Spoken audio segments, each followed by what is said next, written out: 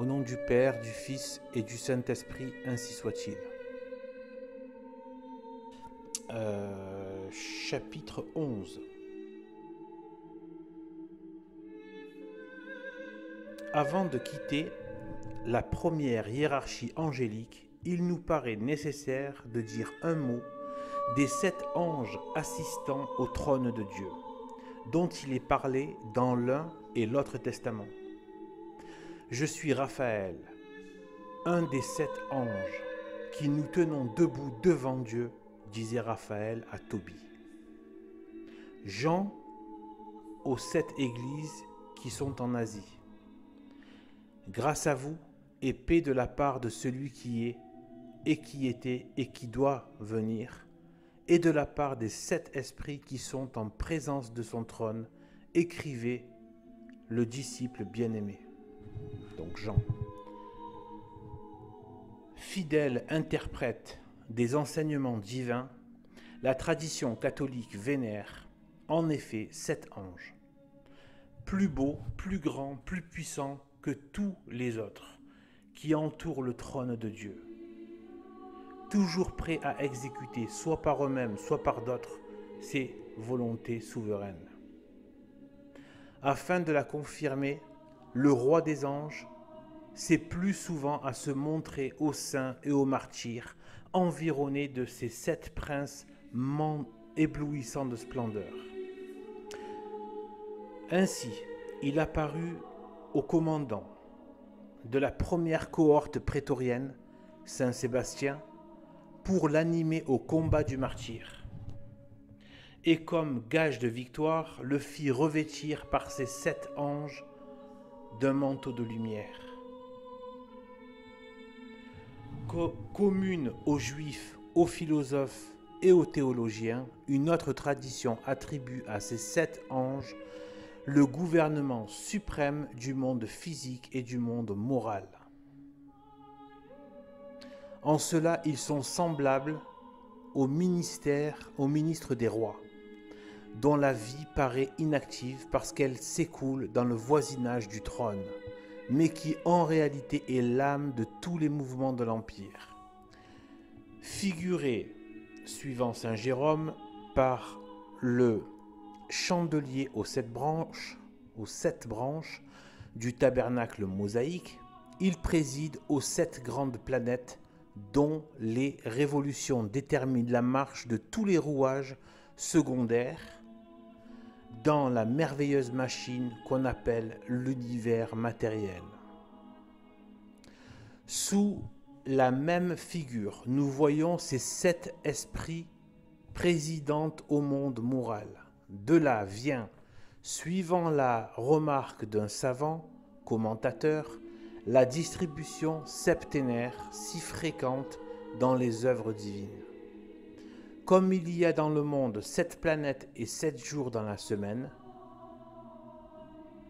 de même, il y a dans l'Église 7 dons du Saint-Esprit et 7 vertus principales, auxquelles président ces 7 anges supérieurs, afin de conduire par leurs moyens les hommes à la vie éternelle. Écoutons encore un autre théologien, Guillemet. Le nombre 7, qui désigne les 7 grands princes de la cour céleste, est un nombre précis, car lorsqu'on trouve dans l'Écriture le même nombre employé plusieurs fois dans différents endroits, surtout en matière d'histoire, la règle est de la prendre dans son acception mathématique. Il y a donc 7 anges supérieurs à tous les autres. Leurs fonctions spéciales sont de veiller aux 7 dons du Saint-Esprit afin de les obtenir, de nous les communiquer et de les faire fructifier, de dompter, en vertu d'une force spéciale, les 7 démons qui président aux 7 péchés capitaux, de présider aux 7 corps les plus brillants du firmament, de nous faire pratiquer les 7 vertus nécessaires au salut, les 3 théologales et les 4 cardinales. Puisque sous la direction de Satan, 7 démons président aux 7 péchés capitaux et, dans leur haine implacable de l'homme, ne négligent rien pour nous faire commettre ces péchés et nous entraîner à la damnation. Pourquoi ne croirions-nous pas que, sous le grand roi de la cité du bien, 7 anges, choisis parmi les plus nobles, sont chargés de tenir tête à ces 7 ennemis principaux, de nous mettre à couvert de leurs attaques et de nous faire pratiquer les vertus qui doivent assurer notre salut éternel. L'attaque peut-elle être supérieure à la défense? Et s'il y a parmi les mauvais anges un accord pour perdre les hommes, pourquoi n'y en aurait-il pas un parmi les bons anges pour les sauver? Héritière, fidèle de ces hauts enseignements, l'Église a eu soin de les reproduire dans sa hiérarchie. Disons mieux, le divin fondateur de l'Église militante a voulu qu'elle offrît dans sa hiérarchie l'image de la hiérarchie de sa sœur, l'Église triomphante. Pourquoi voyons-nous les apôtres, dirigés par le Saint-Esprit, établir 7 diacres et non pas 6 ou 8? Pourquoi les premiers successeurs de Saint-Pierre créent-ils 7 cardinaux diacres? Pourquoi ordonne-t-il que 7 diacres assisteront le souverain pontife et même l'évêque? Quand il pontifie, afin de rappeler les 7 anges assistants au trône de Dieu. Ces 7 diacres, continue Serrarius, étaient appelés les yeux de l'évêque, par lesquels il voyait tout ce qui se passait dans son diocèse. Or, Dieu est le premier et le plus grand des évêques. Son diocèse, c'est le monde. Il voit tout ce qui s'y passe au moyen de 7 diacres angéliques. Non pas, à coup sûr, qu'il ait besoin des créatures, comme l'évêque a besoin de ses diacres pour connaître toutes choses, mais il s'en sert par la même raison qui lui fait employer les causes secondes au gouvernement de l'univers. Cette raison est d'honorer ses créatures.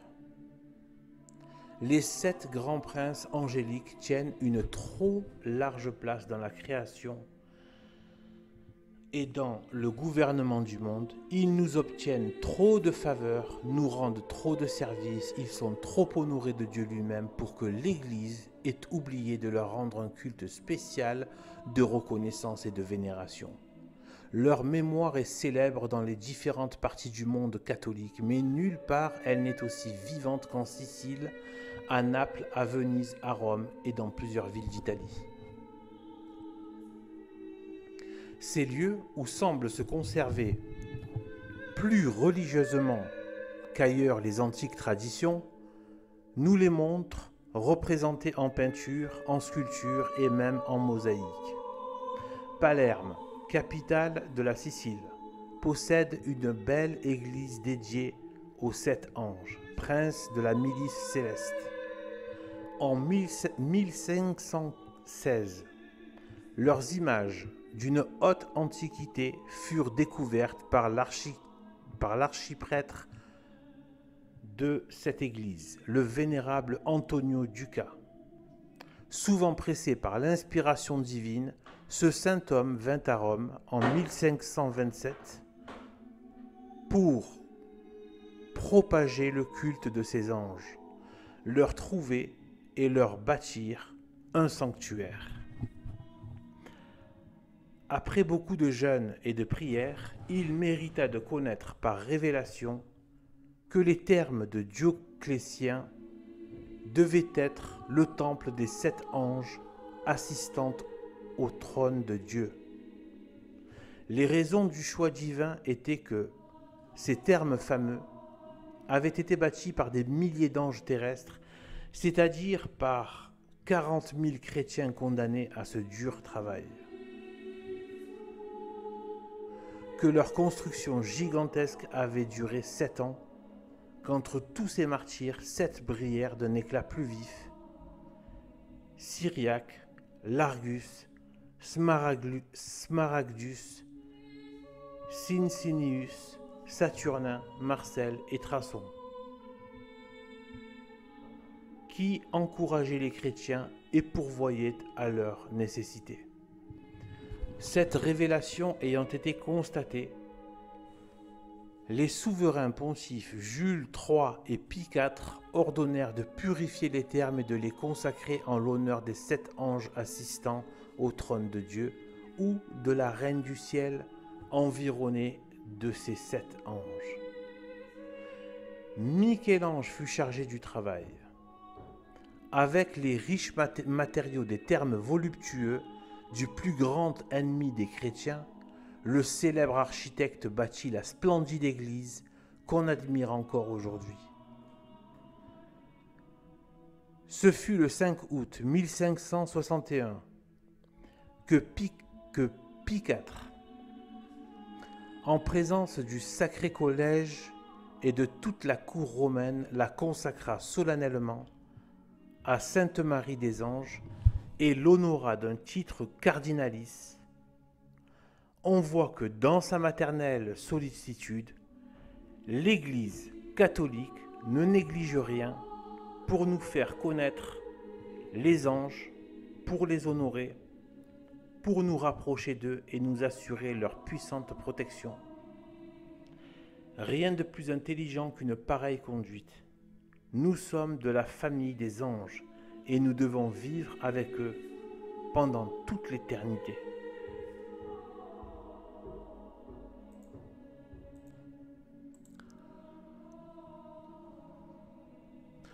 Passons à la seconde hiérarchie. Nous l'avons déjà remarqué, il n'y a point de sot dans la nature.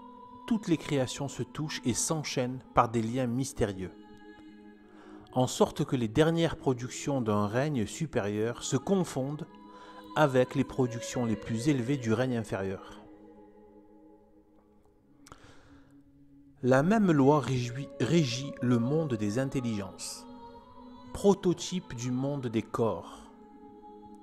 Ainsi, les trônes, dernier ordre de la première hiérarchie angélique, touchent immédiatement à l'ordre le plus élevé de la seconde, les dominations. Si les trônes finissent la hiérarchie des anges assistants, les dominations commencent les hiérarchies des anges administrateurs. Ces dernières, au nombre de 3, sont dans le gouvernement du monde et de la cité du bien, ce que sont, dans les sociétés humaines, les chefs des grands corps de l'État, les généraux d'armée, les magistrats. La plus élevée se compose des dominations, des principautés et des puissances.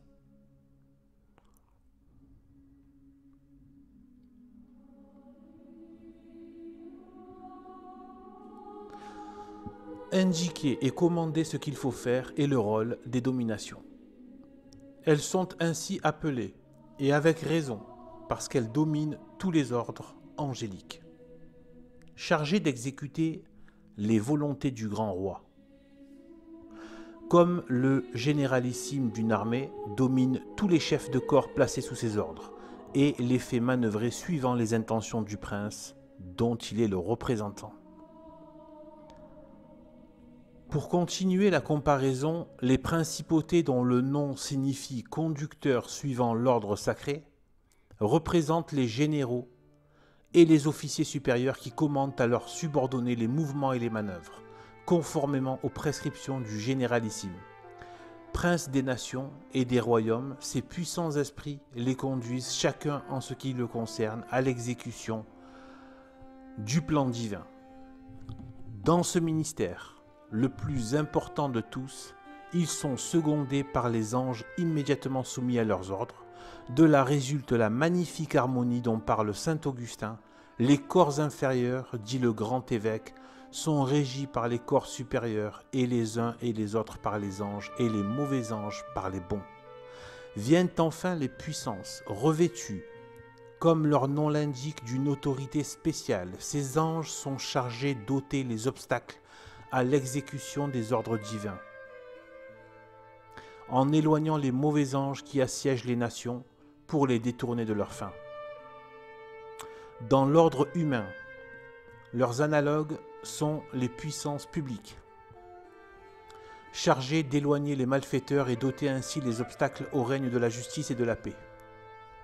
La troisième hiérarchie angélique est formée des vertus, des archanges et des anges. Dans les soldats qui composent les différents corps d'une armée, dont chaque régiment a sa destination particulière dans les administrations subalternes à la juridiction restreinte, nous trouvons l'image des trois derniers ordres angéliques et l'idée de leur fonction. Les vertus, dont le nom veut dire force, exercent leur empire sur la création matérielle, président immédiatement au maintien des lois qui la régissent et y conservent l'ordre que nous admirons. Quand la gloire de Dieu l'exige, les vertus suspendent les lois de la nature et opèrent des miracles. C'est ainsi que les agents invisibles dont nous sommes environnés révèlent leur présence et montrent que le monde matériel est soumis au monde spirituel, comme le corps est soumis à l'âme. Tous les ministères des ordres angéliques se rapportent à la gloire de Dieu et à la déification de l'homme. En d'autres termes, au gouvernement de la cité du bien. Les hommes, sujets de cette glorieuse cité, sont l'objet particulier de la sollicitude des anges. Entre eux et nous existe un commerce continuel figuré par l'échelle de Jacob. Descendre les degrés de cette échelle mystérieuse et venir dans les occasions solennelles remplir auprès de l'homme des missions importantes, présider au gouvernement des provinces, des diocèses, des communautés, telle est la double fonction des archanges, dont le nom signifie ange supérieur ou prince des anges proprement dit. Au-dessous de cet ordre est celui des anges. Ange signifie envoyé. Tous les esprits célestes étant les notificateurs des pensées divines, le nom d'ange leur est commun. À cette fonction, les anges supérieurs ajoutent certaines prérogatives d'où ils tirent leur nom propre. Les anges du dernier ordre, de la dernière hiérarchie, n'ajoutent rien à la fonction commune d'envoyé et de notificateur, retiennent simplement le nom d'ange. En rapport plus immédiat et plus habituel avec l'homme, il veille à la garde de sa double vie et lui apporte à chaque heure, à chaque instant, les lumières, les forces, les grâces dont il a besoin depuis le berceau jusqu'à la tombe. Si nous résumons cette rapide esquisse, quel immense horizon s'ouvre devant nous, quel imposant spectacle se déroule à nos yeux. Il est donc vrai qu'au lieu de n'être rien, le monde supérieur est tout, que le réel, c'est l'invisible, que le monde matériel vit sous l'action permanente du monde spirituel, que Dieu gouverne l'univers par ses anges, librement, sans nécessité, sans contrainte, comme un roi gouverne son royaume par ses ministres et un père sa famille par ses serviteurs. Il est vrai encore que l'action de ces esprits administrateurs atteint chaque partie de l'ensemble, en sorte que ni l'homme ni aucune créature n'est abandonné au hasard, laissé à ses propres forces ou livré sans défense aux attaques des puissances ennemies. Princes et gouverneurs de la grande cité du bien, à laquelle se rapporte tout le système de la création, les anges dans l'ordre matériel président au mouvement des astres, à la conservation des éléments et à l'accomplissement de tous les phénomènes naturels, qui nous réjouissent ou qui nous effrayent. Entre eux est partagée l'administration de ce vaste empire. Les uns ont soin des corps célestes, les autres de la terre et de ses éléments, les autres de ses productions, les arbres, les plantes, les fleurs et les fruits.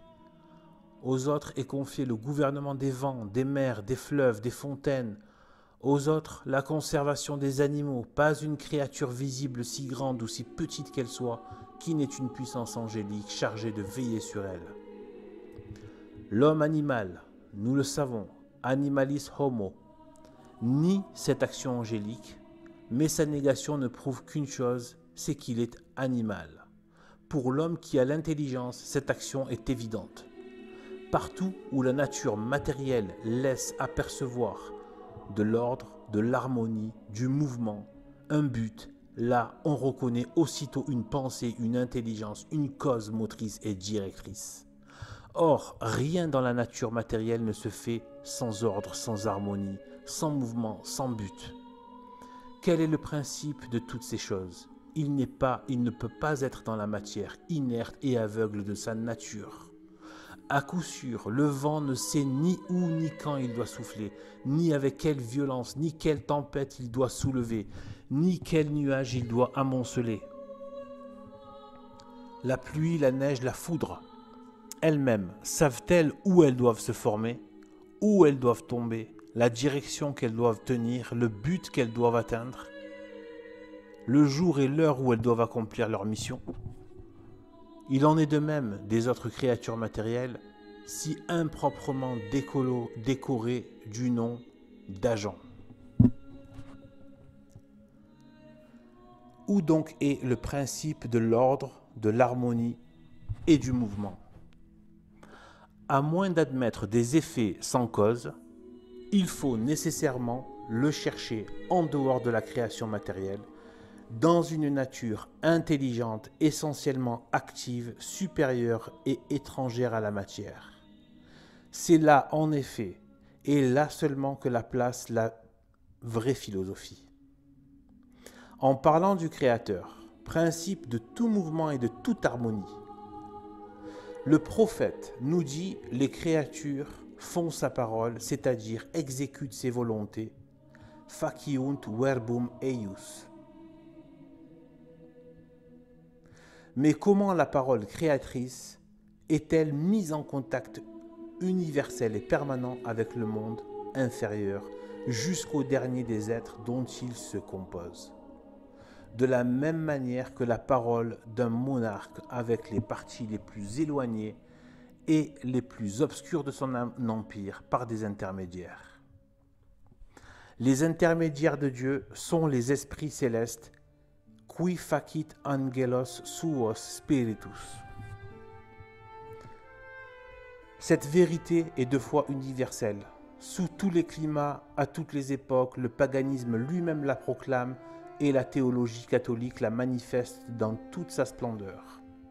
Savoir que toutes les parties de l'univers vivent sous la direction des anges, quelle source inépuisable de lumière et d'admiration pour l'esprit, de respect et d'adoration pour le cœur.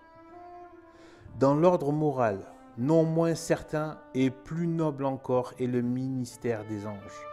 Ils sont, suivant la belle expression de Lactance, préposés à la garde et à la culture du genre humain. Ici encore, leurs fonctions ne sont pas moins variées que les besoins de leurs pupilles. Les uns gardent les nations, chacun la sienne, les autres l'Église universelle. Comme une armée formidable défend une ville assiégée, ils protègent la cité de leur roi, la Sainte Église catholique, dans sa guerre éternelle contre les puissances des ténèbres. Il en est qui sont chargés du soin de chaque église, c'est-à-dire de chaque diocèse en particulier. 2 gardiens et 2 guides enseignent avec saint Ambroise les anciens pères, sont préposés à chaque église, l'un visible qui est l'évêque, l'autre invisible qui est l'ange tutélaire. Si, pour la conserver et pour empêcher le démon de la souiller ou de la détruire, la plus petite créature dans l'ordre physique, insecte ou brin d'herbe, vit sous la protection d'un ange, à plus forte raison, l'être humain, si faible qu'on le suppose, est-il l'objet d'une égale sollicitude. Chaque homme a son ange gardien, tuteur puissant, le prince de la cité du bien veille sur nous, même dans le sein maternel, afin de protéger notre frêle existence contre les 1000 accidents qui peuvent la compromettre et nous priver du baptême. Laissons parler la science, guillemets, grande dignité des âmes, puisque dès la naissance, chacune a un ange pour la garder. Avant de naître, l'enfant attaché au sein maternel fait en quelque sorte partie de la mère, comme le fruit pendant à l'arbre fait encore partie de l'arbre. Il est donc probable que c'est l'ange gardien de la mère qui garde l'enfant renfermé dans son sein, comme celui qui garde un arbre garde le fruit. Mais par la naissance, l'enfant est-il séparé de la mère? Aussitôt un ange particulier est envoyé à sa garde. Compagnon inséparable de notre vie, l'ange gardien nous suit dans toutes nos voies, nous éclaire, nous défend, nous relève, nous console. Intermédiaire entre Dieu et nous, il intercède en notre faveur. Il offre à l'ancien des jours nos besoins, nos larmes, nos prières, nos bonnes œuvres, comme un encens d'agréable odeur. Brûlé dans un encensoir d'or, sa mission ne cesse pas avec la vie terrestre, elle dure tant que l'homme n'est pas arrivé à sa fin. Ainsi les anges présentent les âmes au tribunal de Dieu et les introduisent dans le ciel. Si la porte leur en est momentanément fermée, ils les accompagnent au purgatoire, où il les console jusqu'au jour de leur délivrance. Quant à celles qu'un orgueil opiniâtre rend jusqu'à la mort indociles à leurs conseils, les princes de la cité du bien les abandonnent seulement sur le seuil de l'enfer. Mon Dieu, qu'est-ce que c'est terrible. Désolé, mais ça me prend quand je lis, c'est terrible.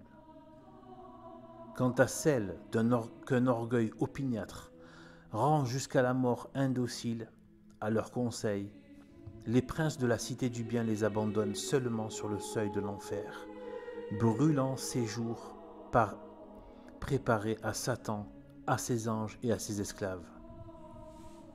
Comme ils ont présidé au gouvernement du monde, les anges assisteront à son jugement.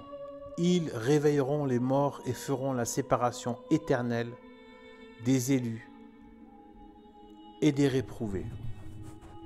Je relis. Comme ils ont présidé au gouvernement du monde, les anges assisteront à son jugement.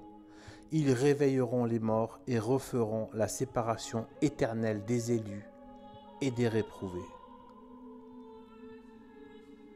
En quittant la cité du bien, emportons un souvenir qui résume et le but de son existence et les innombrables fonctions des princes qui la gouvernent. La cité du bien et les ministères des anges se rapportent à un seul objet, le Verbe incarné, à un seul but, le salut de l'homme par son union avec le Verbe incarné. Monarque absolu de tous les êtres, créateur de tous les siècles, héritier de toutes les choses et du ciel et de la terre, le Verbe incarné est le dernier mot de toutes les œuvres divines, Jésus-Christ, comme le salut de l'homme est le dernier mot de sa pensée. Quoi de plus logique, de plus simple, de plus sublime et de plus lumineux, par conséquent de plus vrai, que cette philosophie du monde angélique, que cette histoire de la cité du bien.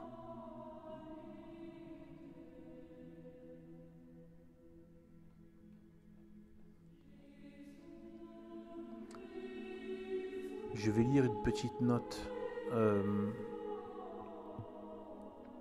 de bas de page suite à ce chapitre. Ça peut apporter quelques éclairages. Croire que toutes les explications qui précèdent sont le résultat de simples conjectures plutôt que de connaissances positives serait une erreur. La science du monde angélique est une science certaine. Certaine parce qu'elle est vraie. Vraie parce qu'elle est universelle. La révélation, la tradition, la raison même de tous les peuples la connaissent, l'enseignent et la pratiquent. Comme toutes les autres, elle a été rappelée à sa pureté primitive et développée par notre Seigneur, dont les enseignements non écrits sont, au témoignage de au témoignage de Saint Jean, infiniment plus nombreux que ceux dont l'Évangile nous a transmis la connaissance. Le plus riche dépositaire de ces précieux enseignements fut Marie, et l'on sait que, mère de l'Église et institutrice des apôtres, l'Auguste Vierge a parlé très savamment des anges qu'elle connaissait mieux que personne. À son tour, Paul, qu'on peut appeler l'apôtre des anges, dont il énumère tous les ordres, Paul, ravi au 3e ciel, n'est pas sans avoir rapporté sur la terre une connaissance profonde de ce qu'il avait vu, non pour lui, mais pour l'Église. Son illustre disciple, Saint Denis, est en effet le premier d'entre les pères qui ait donné une description détaillée, savante, sublime du monde angélique. Fondée sur les Écritures et sur le témoignage des autres pères, cette description est devenue le point de départ des écrivains postérieurs et en particulier le guide de l'incomparable Saint Thomas dans sa magnifique étude du monde angélique. Tels sont les canaux par lesquels est descendue jusqu'à nous la connaissance des anges, de leur hiérarchie, de leurs ordres et de leur ministère. Quelle science est plus certaine ?